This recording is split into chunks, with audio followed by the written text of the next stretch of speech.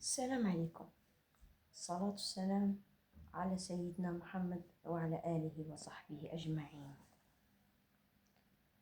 كاين نساء ما يتوغوش وما يشكوش ما يهضروش بزاف، بصح هذا ما يعنيش باللي راهم غاية وبخير. فاطمة واحدة منهم، امرأة طيبة صابرة، دايما تقول نستحمل، ما نحبش نديرونجي، ما نحبش نزعج. تزوجت وحسبت الحب يكفي، حسبت الصبر يداوي، وأن السكوت أخلاق.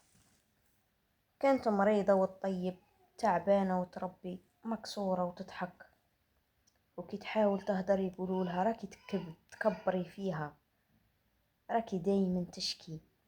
ترجع تسكت. حتى نهار وقفت مع روحها، شافت روحها في المراية وما عرفتهاش، وقالت أنا تعبت، مشي عيب. هنا بدات الصحوة وبدات تفطن. ما عيطتش وما توغتش وما خاصمتش، غير بدلت، ولات تهتم بروحها، تقول لا كي يلزم، وتهدر باحترام، بالصح بحزم، وكي يهدر معاها بقسوة ترد. بهذا الأسلوب ما نقدرش نكمل. استغرب، شاف مرأة جديدة ثابتة عارفة قيمتها، وفهم أن الصمت الطويل ما كانش رضا، كان وجع وألم.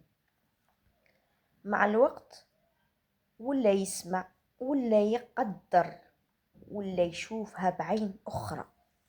وفاطمة رجعت تضحك ضحكة حقيقية وما فيهاش الخوف.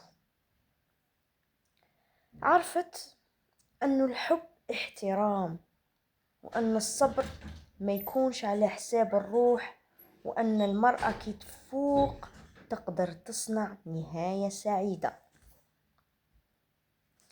إلى كل امرأة تسكت وتقول نستحمل، راكي قوية، بصح ما لازمكش تكوني موجوعة باش تكوني صابرة.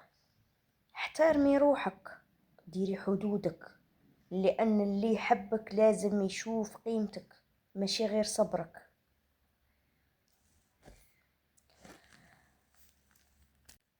إذا حسيتي روحك في هذه القصة ولا تعرفي مرة تشبه الفاطمة، ديري لايك وشاركي الفيديو، وما تنسايش تشتركي في القناة باش نوصلوا صوت كل امرأة تسكت وهي تستاهل تسمع. في لقاء جديد، وإذا عجبكم مثل هذه الفيديوهات خلوا لي في التعليقات إلى قصة جديدة إن شاء الله، وفاطمة أخرى من الفاطمات اللي راهم كتار. شكرا.